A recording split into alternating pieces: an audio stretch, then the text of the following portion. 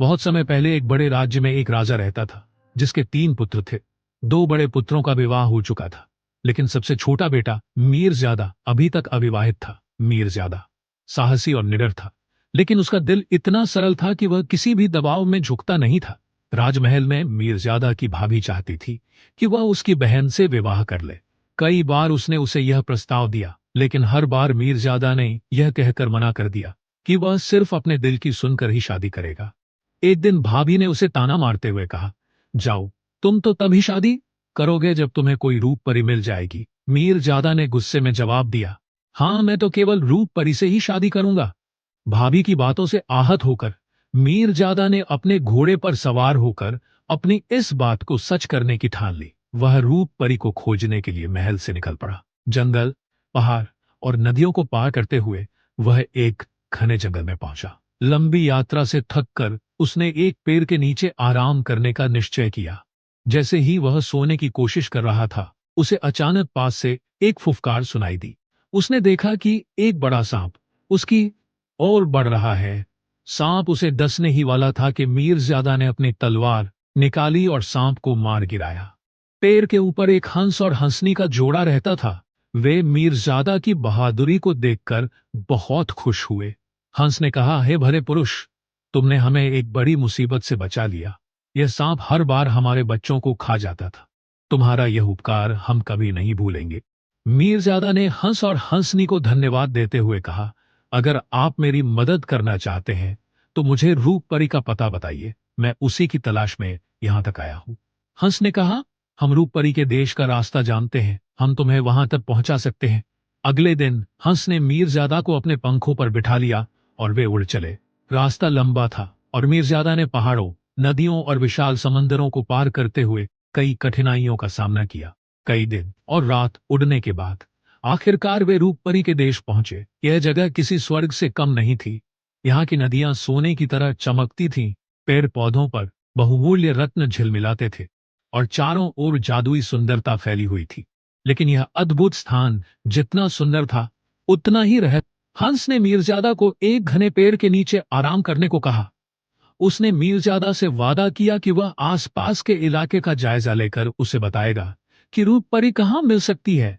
इतनी लंबी और कठिन यात्रा के बाद भी मीरजादा के हृदय में जोश और उम्मीद थी। उसे यकीन था कि उसकी तलाश अब जल्द ही पूरी होगी। थोड़ी ही देर में हंस ने नदी किनारे परियों को स्नान करते हुए देखा। उनकी जादुई पंख वाले वस्त्र नदी के किनारे रखे हुए थे। हंस तुरंत वापस मीरजादा के पास गया और उसे पूरी बात बताई। हंस ने सुझाव दिया, अगर हम इन परियों के पंख ले लें तो वे हमें मजबूरी में रूप परी के पास ले जाएंगी। मीरजादा को यह योजना सही लगी। वह चुपचाप नदी किनारे गया और परियों के पंखों को चुरा लिया। जब परियां नदी से बाहर आई और अपने पंख गायब पाए तो वे बहुत परेशान हो गई।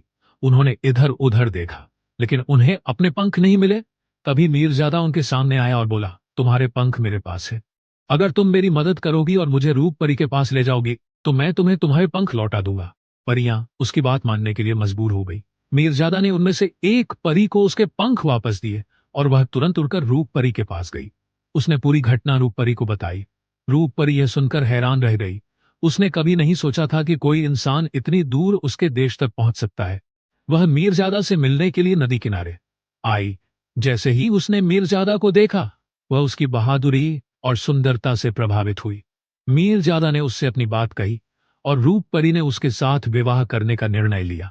उसने अपने जादुई पंख और वस्त्र त्याग दिए और इंसानों जैसे वस्त्र पहन लिए। अब वह मीरजादा के साथ एक साधारण जीवन जीने के लिए तैयार थी। इसके बाद हंस, मीरजादा और रूप परी ने मीरजादा के देश वापस लौटने की तैयारी की। हंस अब तीनों को अपने पंखों पर नहीं ले जा सकता था, इसलिए उन्होंने एक नाव की व्यवस्था की। लेकिन उनकी यह यात्रा आसान नहीं थी। रास्ते में एक भयंकर तूफान आया।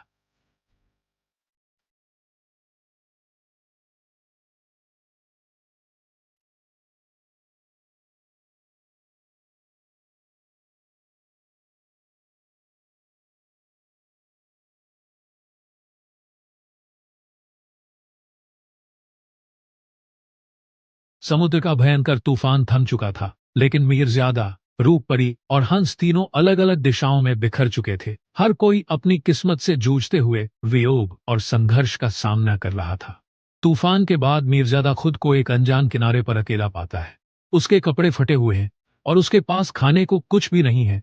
कई दिनों तक वह भूखा प्यासा भटकता रहा। आखिरकार उसे एक गांव नजर आता है। गांव में एक दाने भूंजने वाली बूढ़ी औरत रहती थी। मीरजादा उसके पास मदद के लिए गया।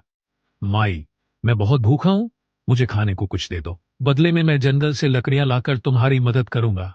बूढ़ी औरत ने मीरजादा की हालत देखकर उसे सहारा दिया। उसने मीरजादा को रहने के लिए जगह और खाने के लिए रोटी दी। बदले में मीरजादा उसके लिए लकड़ियां काटने लगा। लेकिन मीरजादा का दिल अब भी रूप परी के लिए तड़प रहा था। हर रात वह आकाश की ओर देखता और सोचता कि उसकी प्रिय पत्नी किस हाल में होगी। तूफान के बाद रूप परी बहते बहते एक नगर में पहुंच गई। वहां के लोगों ने उसकी अद्भुत सुंदरता देखकर उसे राजा के महल में ले जाने का सुझाव दिया। राजा ने जैसे ही रूप परी को देखा, वह उसकी सुंदरता पर मोहित हो गया। हे सुंदर स्त्री, तुम कौन हो और इस हाल में यहां कैसे आई? राजा ने पूछा। रूप परी ने जवाब दिया, मैं पहले से विवाहिता हूं। मेरा पति इस समय मुझसे बिछड़ गया है और मैं उसकी तलाश में हूं। राजा ने उसे समझाते हुए कहा, तुम्हारा पति अब शायद जीवित नहीं होगा। तुम्हें अब यहीं रहना चाहिए और मेरे साथ विवाह करना चाहिए। रूप परी ने राजा से 1 साल की मोहलत मांगी। उसने कहा, मुझे अपने पति के लिए शोक मनाने दीजिए। अगर वह नहीं मिला तो मैं आपके प्रस्ताव पर विचार करूंगी। राजा ने उसे एक अलग महल में रहने की अनुमति दी और आदेश दिया कि उसके हर आदेश का पालन किया जाए। रूप परी ने महल की छत पर अनगिनत पक्षियों के लिए चोगे और अनमोल मोती रख दिए। उसे यकीन था कि उसका साथी हंस, जो मोती खाता था, एक दिन उसे ढूंढते हुए वहां जरूर आएगा। दूसरी ओर हंस भी रूप परी और मीरजादा को ढूंढने के लिए दिन रात भटक रहा था। भूखा प्यासा वह दूर दूर के जंगलों और नगरों में उड़ता रहा। एक दिन उसे पक्षियों के झुंड से पता चला कि एक नगर के महल की छत पर अनमोल मोती रखे गए हैं। हंस तुरंत वहां पहुंचा और मोती खाने लगा। तभी उसकी नजर रूप परी पर पड़ी। दोनों ने एक दूसरे को पहचान लिया और खुशी से उनकी आंखें भर आई। रूप परी, तुम यहाँ हो? मीरजादा कहाँ है? हंस ने पूछा। रूप परी ने पूरी कहानी सुनाई और कहा, अब हमें मीरजादा को ढूंढना होगा। वह मेरे बिना अधूरा है। हंस ने हर दिन सुबह मीरजादा को ढूंढने का निश्चय किया। कई दिनों की तलाश के बाद हंस ने एक दिन जंगल में लकड़ी काटते हुए मीरजादा को देख लिया। मीरजादा बहुत दुबला पतला हो गया था, लेकिन हंस ने उसे पहचान लिया। मीरजादा, मैं तुम्हें ढूंढते ढूंढते थक गया। रूप परी तुम्हारा इंतजार कर रही है, हंस ने चहकते हुए कहा। मीरजादा की आंखों में आंसू आ गए। उसने तुरंत हंस की पीठ पर बैठकर रूप परी के पास जाने का निश्चय किया।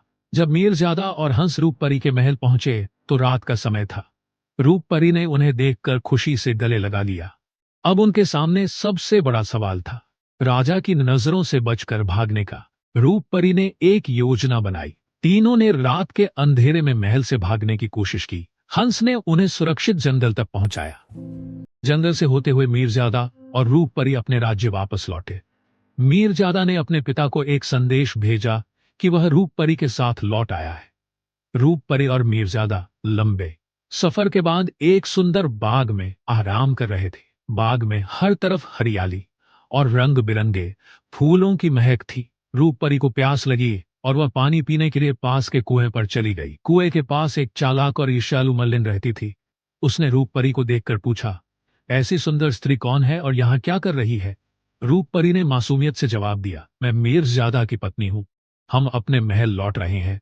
मल्लिन ने यह सुनते ही एक साजिश रच ली। उसने रूप परी से कहा, तुम इतने थके हुए लग रही हो, यहाँ कोई आता जाता नहीं है, तुम आराम से स्नान कर लो, मैं तुम्हारी मदद कर दूंगी। रूप परी उसकी बातों में आ गई और स्नान के लिए तैयार हो गई।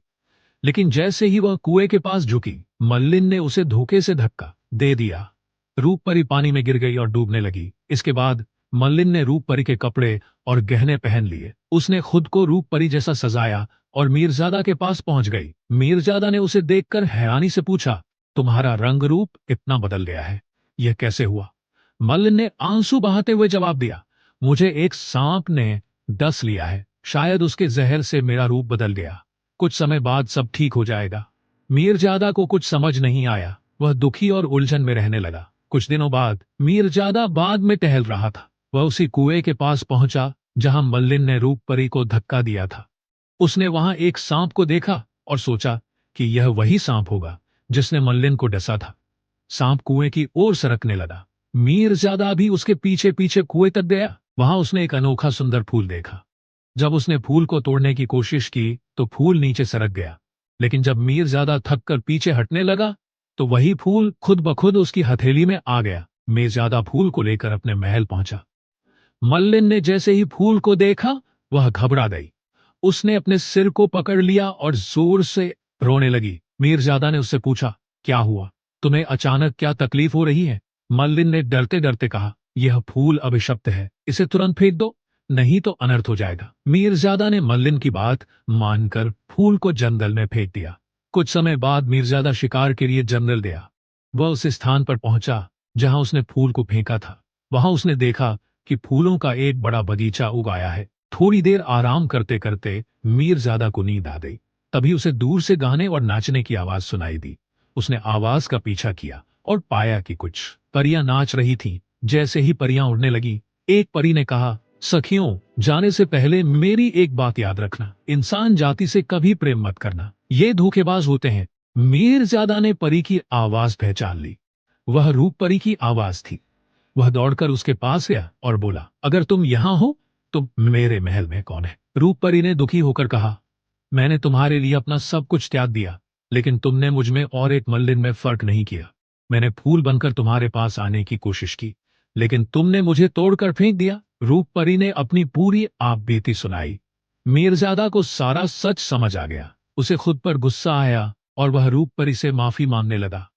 मीरजादा रूप परी को अपने महल लेकर आया। उसने सच्चाई सबके सामने रखी और मल्लिन को महल से बाहर निकाल दिया। रूप परी और मीरजादा ने फिर से अपना जीवन शुरू किया। उनका प्रेम और गहरा हो गया। कुछ समय बाद उन्हें एक सुंदर बेटी का आशीर्वाद मिला। आपको रूप परी और मीरजादा के प्यार की कहानी कैसी लगी? कृपया कमेंट्स में जरूर बताएं। और क्या आप इसका भाग 2 भी देखना चाहेंगे? अगर आप कोई और कहानी सुनना चाहते हैं, तो वह भी कमेंट सेक्शन में बता सकते हैं। धन्यवाद।